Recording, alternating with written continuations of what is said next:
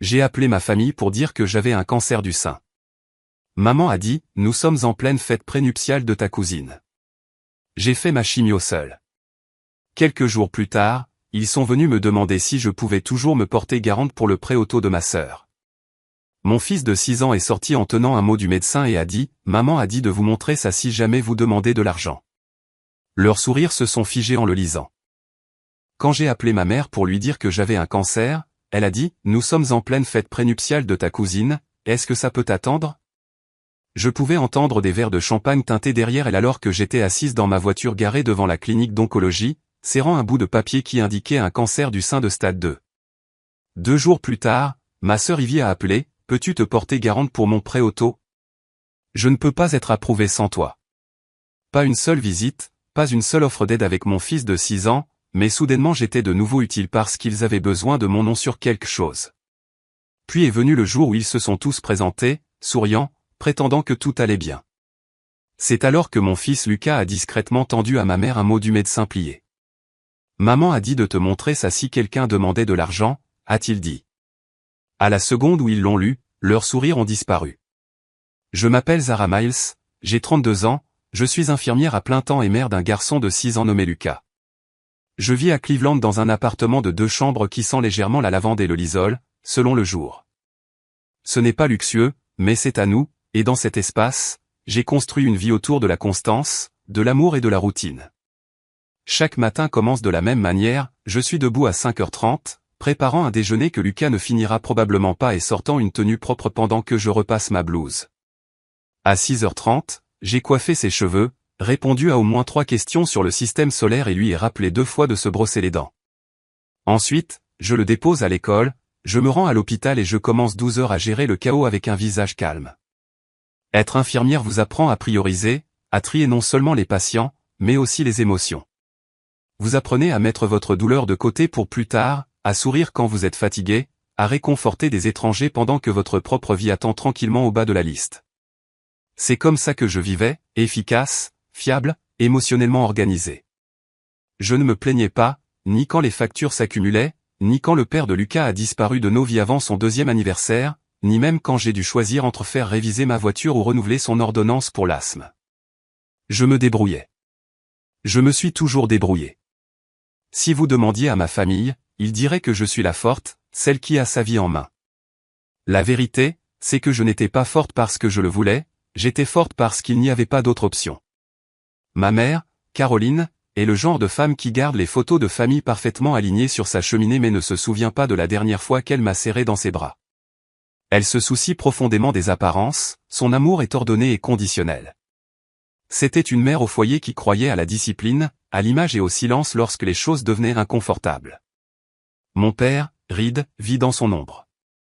Il est gentil, silencieux, le genre d'homme qui propose de réparer votre évier au lieu de vous demander comment va votre cœur. En grandissant, il était là physiquement, mais émotionnellement, il s'en remettait à ma mère pour tout. Et puis il y a Ivy, ma sœur cadette. Ivy est belle, impulsive et magnétique. C'est le genre de personne qui sait comment charmer une pièce, puis demander discrètement de l'argent dans le couloir. Elle a abandonné le collège communautaire, a essayé 3 carrières différentes en 4 ans et a quand même réussi à atterrir dans un nouvel appartement chaque fois qu'elle manquait d'argent. Devinez qui l'a aidé à obtenir ces baux? Moi. J'ai sorti Ivy de toutes sortes de situations, des contraventions de stationnement impayées aux coupures d'électricité. Mes parents appelaient ça « aider ta sœur », mais j'ai commencé à réaliser que c'était toujours une transaction à sens unique. Quand j'avais besoin de soutien pendant mes études d'infirmière, avec un nouveau-né, personne n'a proposé de garder les enfants.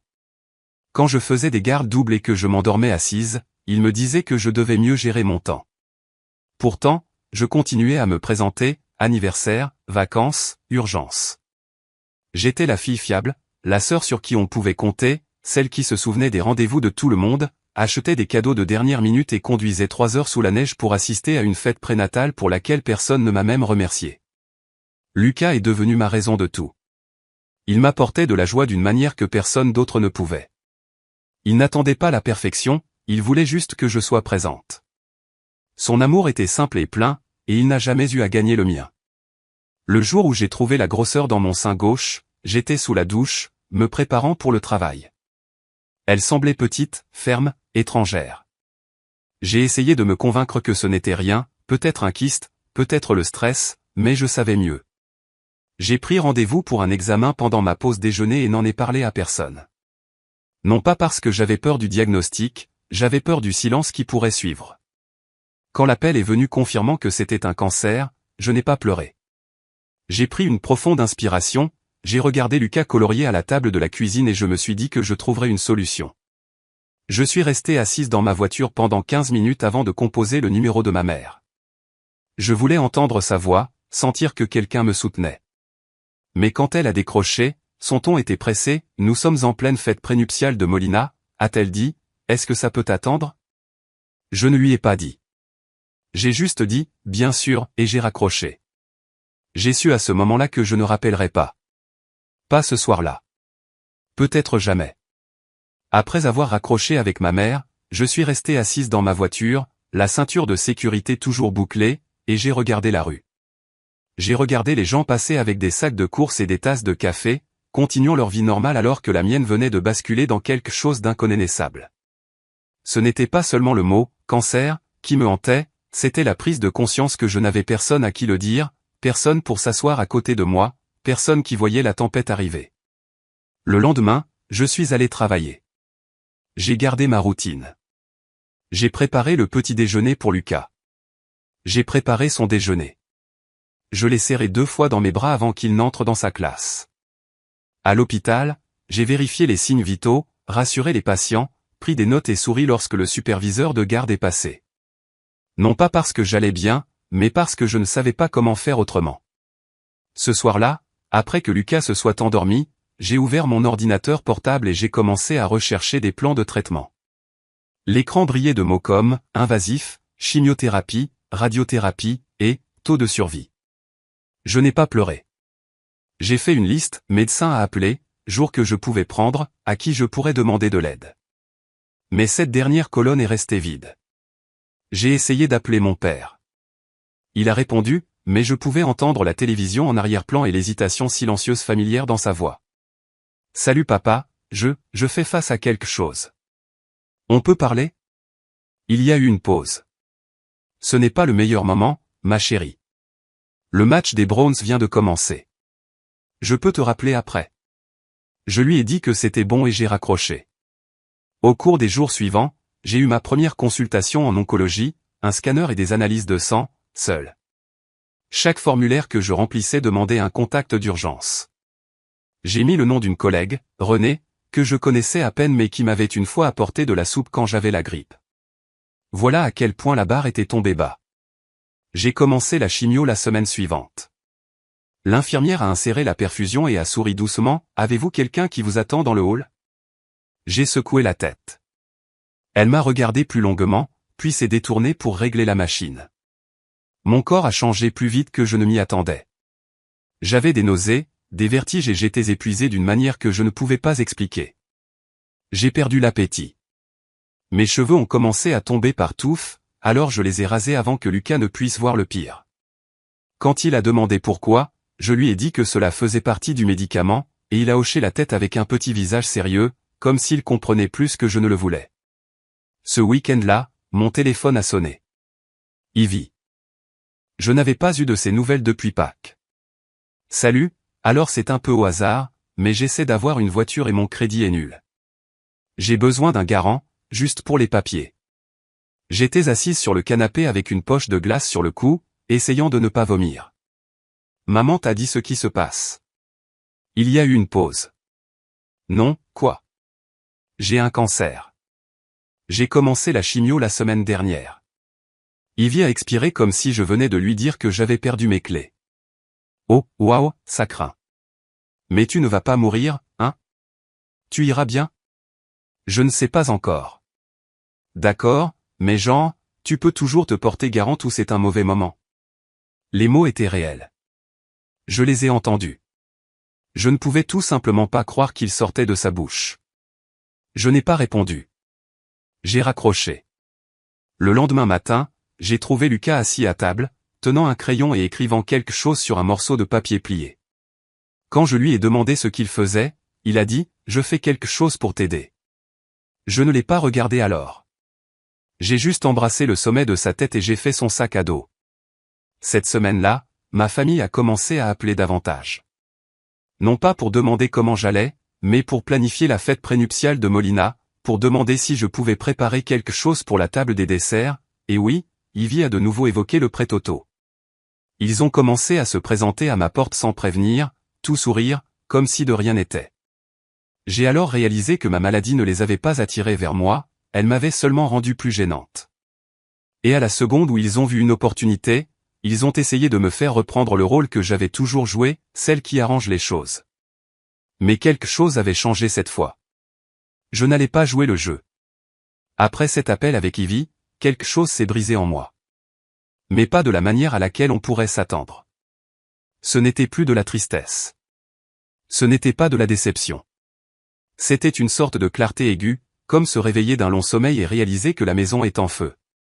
J'avais passé des années à être le plan d'urgence de la famille, l'aide, celle qui répare, celle qui comblait le silence, trouvait des excuses, portait des fardeaux qui n'étaient jamais les miens. Mais le cancer ne vous laisse pas la place de porter les désordres des autres. Soit vous protégez votre énergie, soit vous la perdez. Cette semaine-là, je me suis assise à la table de la cuisine et j'ai fait une liste différente. Pas pour les courses, pas pour les rendez-vous chez le médecin. Celle-ci était pour les limites. Des vrais. J'ai écrit le nom de chaque personne dans ma vie et ce que je tolérerais et ne tolérerais plus à l'avenir. J'ai souligné le nom d'Ivy. Puis j'ai tracé une ligne rouge à côté des mots, pas de cautionnement. Ce n'était pas seulement pour la voiture, c'était pour tout. Lucas était assis en face de moi, mangeant des raisins et me regardant écrire. Il a demandé, « Tu fais tes devoirs, maman ?» J'ai souri. Un peu. J'apprends à prendre soin de moi. Plus tard dans la nuit, je suis allé dans sa chambre pour le border. Il m'a regardé, sa voix douce, « Ta maladie va te faire mourir ?» Je me suis figé. J'avais répété comment je pourrais répondre à cette question dans ma tête, mais rien ne vous prépare à cela dans la vraie vie.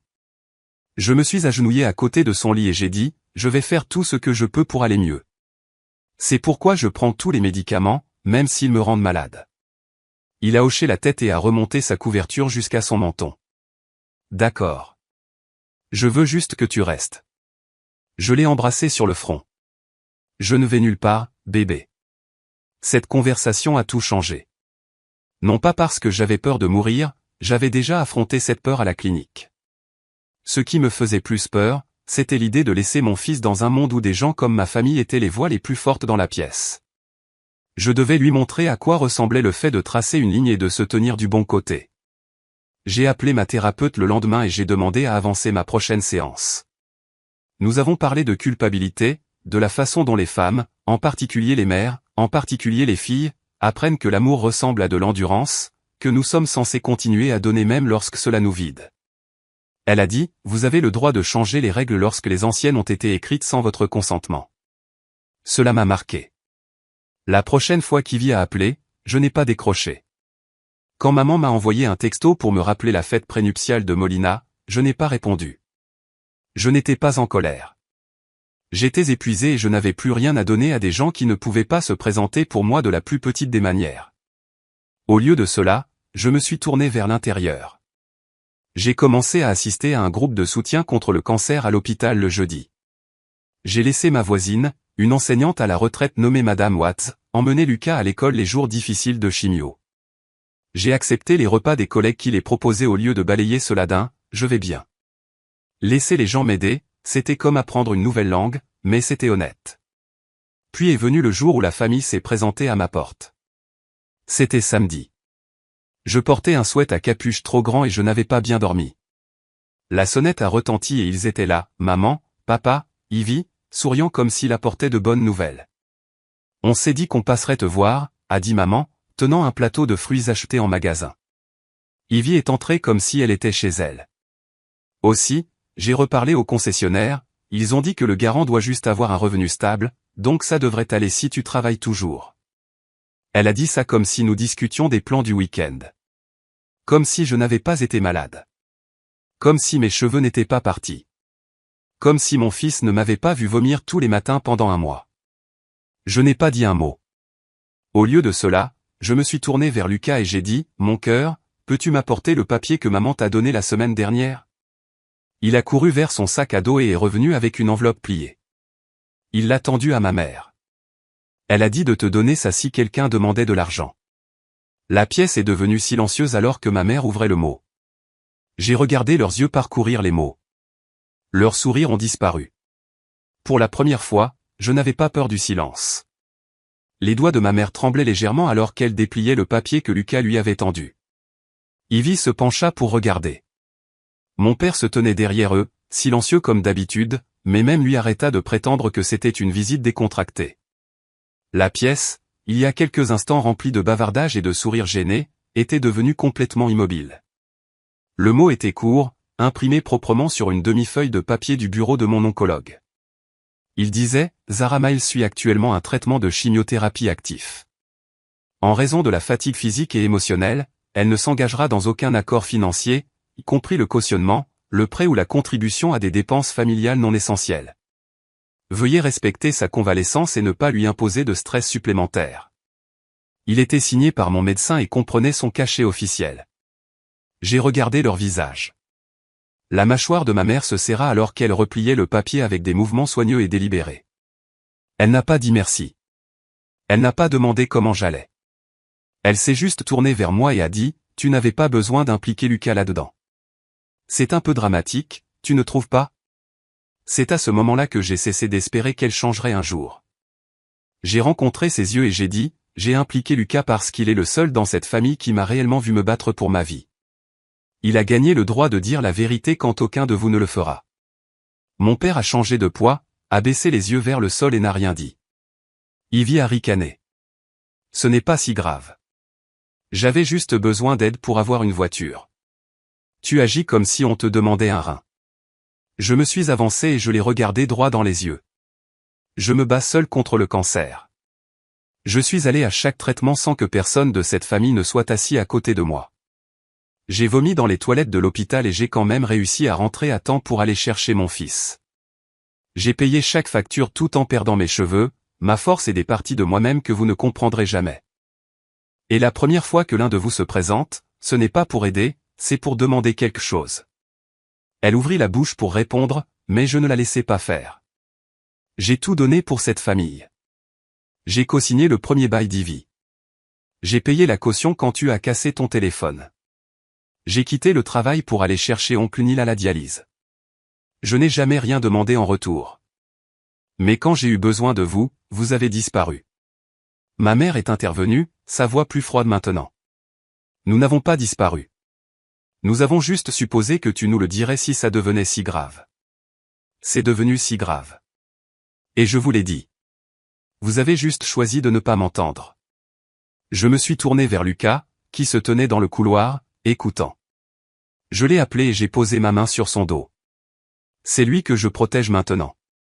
Pas vos sentiments, pas votre image. Lui. Il m'a regardé, confus mais calme. Il ne connaissait pas tous les détails, mais il comprenait assez. Il avait senti la tension dans mes os. Il m'avait vu perdre du poids, du sommeil et de l'énergie.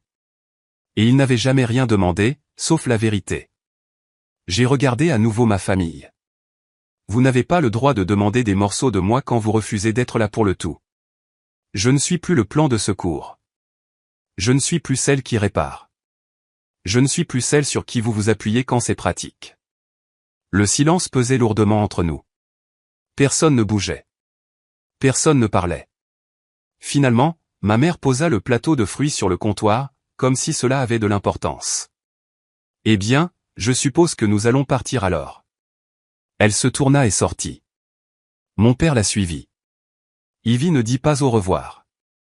Elle regarda en arrière une fois, comme si elle allait dire quelque chose, puis roula des yeux et partit. Quand la porte se referma derrière eux, je l'ai verrouillée. Non pas par colère, mais par clarté. J'avais passé toute ma vie d'adulte à essayer d'être quelqu'un qu'ils traiteraient avec amour. Mais l'amour ne devrait pas se gagner comme un salaire. L'amour devrait se manifester quand vous êtes trop faible pour le demander. Je me suis agenouillé à côté de Lucas et je l'ai serré fort dans mes bras. Tu as été formidable, mon cœur. Merci de leur avoir donné le mot. Il a souri. Est-ce que ça a marché? J'ai hoché la tête. oui, vraiment. Ce soir-là, nous avons mangé du fromage grillé et regardé son documentaire préféré sur l'espace sur le canapé. Je l'ai laissé veiller après l'heure du coucher, et quand il s'est endormi la tête sur mes genoux, je ne me sentais pas triste. Je me sentais libre. La semaine après qu'il soit sorti de mon appartement, je n'ai eu de nouvelles de personne dans ma famille. Pas d'appel de suivi, pas de SMS, pas de visite surprise. Et pour la première fois, leur silence ressemblait à de la paix. Il n'y avait plus de faux semblants, plus besoin de me préparer pour la prochaine faveur enveloppée de fausses sollicitudes. Je n'orbitais plus autour d'une famille qui ne me reconnaissait que lorsque j'étais utile. Je me tenais immobile dans mon propre espace, entouré des personnes qui me voyaient vraiment. Lucas et moi nous sommes installés dans un nouveau rythme. Les jours de chimio, je me reposais pendant qu'il s'asseyait à côté de moi avec ses livres de coloriage. Il aimait raconter ce qu'il dessinait, un vaisseau spatial, un guépard, parfois un super-héros qui me ressemblait étrangement. Celui-ci se bat avec la lumière, m'a-t-il dit une fois. Elle peut faire fondre les mauvaises choses juste en les touchant. Il y avait de la guérison là-dedans, pas seulement de la maladie, mais des années de blessures invisibles que j'avais ignorées. J'ai commencé à laisser entrer les gens. Pas ceux qui partageaient mon nom de famille, mais ceux qui s'étaient présentés sans qu'on ait besoin de leur demander. Ma collègue Renée a commencé à apporter à Lucas de petites collations quand elle savait que j'avais de longues journées de traitement. Madame Watts, ma voisine, a commencé à s'asseoir avec moi pendant les perfusions, tricotant tranquillement, me rappelant que je n'avais pas à être forte tout le temps. J'avais l'habitude de penser que la famille était définie par l'histoire, que partager un lien de sang signifiait partager un lien. Mais le cancer m'a appris quelque chose de différent. La famille, ce n'est pas à qui vous êtes apparenté, c'est qui se tient à vos côtés quand le sol s'effondre. C'est qui vous tient la main quand il ne reste plus rien à donner. C'est qui vous voit au plus bas et ne bronche pas. Ma mère envoie toujours des photos d'événements familiaux. Ivy publie des photos de groupes souriantes sur les réseaux sociaux. Je ne réagis pas. Je ne m'engage pas. Non pas parce que je suis amère, mais parce que j'ai fini de demander une place dans une histoire dont je n'ai jamais vraiment fait partie. Il y a encore des jours difficiles. Mon corps ne récupère plus comme avant. Certains matins, je me réveille et il me faut tout pour me lever, me brosser les dents et faire semblant de me sentir normal. Mais même dans la lutte, il y a un sentiment de force que je n'avais pas auparavant. Pas le genre qui se construit sur l'endurance, mais le genre qui grandit à partir de la clarté. Je sais ce que je permettrai et ne permettrai pas. Je sais sur qui je peux compter. Et je sais que survivre signifie plus que simplement rester en vie. Cela signifie se choisir soi-même, même quand c'est inconfortable, même quand cela vous coûte des relations que vous pensiez autrefois permanentes. Lucas est devenu mon miroir. Il observe tout, comment je parle, comment je fixe des limites, comment je protège ma paix. Il m'a demandé une fois pourquoi je ne voyais plus grand-mère ou tante Ivy. Et je lui ai dit la vérité, d'une manière qu'il pouvait comprendre. Parfois, les gens t'aiment d'une manière qui fait mal. Et quand cela arrive, c'est normal de s'éloigner pour pouvoir guérir. Il a hoché la tête, puis a demandé si nous pouvions aller au parc. C'est ce que font les enfants, ils absorbent la vérité et continuent d'avancer. Un après-midi, après un rendez-vous de suivi où j'ai appris que mes scanners étaient clairs, j'ai emmené Lucas manger une glace. Nous nous sommes assis sur un banc sous le soleil de fin d'été, regardant les gens passer. Il s'est appuyé contre moi, collant et souriant, et a dit « Je t'aime mieux maintenant ». J'ai ri. Que veux-tu dire? Tu n'as plus l'air fatigué. J'ai senti les larmes monter mais ne les ai pas laissées couler. Il avait raison. Je ne me sentais plus fatigué, pas de la manière dont j'avais l'habitude. Je me sentais légère, éveillée. Ce n'était pas seulement la fin d'une bataille contre le cancer, c'était le début de quelque chose d'autre. Une vie où je ne suis plus petite dans ma propre histoire, où ma valeur n'est pas mesurée par ce que je donne aux autres, mais par la façon dont je protège ce que j'ai construit pour moi-même et mon fils. Si vous regardez ceci et que vous vous êtes déjà senti comme la personne fiable, celle qui est toujours forte, toujours disponible, je veux que vous entendiez ceci, vous avez le droit de tracer une ligne. Vous avez le droit de choisir la paix. Vous ne devez l'accès à votre vie à personne simplement parce qu'il partage votre ADN. Guérir, ce n'est pas seulement aller mieux. Parfois, c'est s'éloigner. Et parfois, la chose la plus courageuse que vous puissiez faire est d'arrêter d'ouvrir la porte. Si cette histoire vous a touché, si elle vous a rappelé quelque chose que vous avez vécu ou quelque chose que vous essayez encore de guérir, je veux que vous sachiez que vous n'êtes pas seul. La force ne signifie pas le silence, et s'éloigner de ce qui vous brise n'est pas de la faiblesse, c'est du courage. Si vous avez trouvé de la valeur dans cette histoire, veuillez aimer la vidéo afin qu'elle atteigne d'autres personnes qui pourraient avoir besoin de l'entendre. Partagez-la avec quelqu'un que vous aimez ou quelqu'un qui a besoin qu'on lui rappelle qu'il est normal de choisir la paix plutôt que l'obligation. J'aimerais connaître vos pensées. Si vous avez vécu quelque chose de similaire ou si vous voulez simplement partager votre propre tournant, laissez un commentaire ci-dessous. Je lis tout le monde. Et si des histoires comme celle-ci vous parlent, abonnez-vous à la chaîne et activez la cloche de notification pour ne jamais manquer ce qui va suivre. Cet espace est pour nous tous qui avons traversé les batailles silencieuses. Vous êtes les bienvenus ici. Merci d'avoir regardé. Prenez soin de vous. Vous comptez.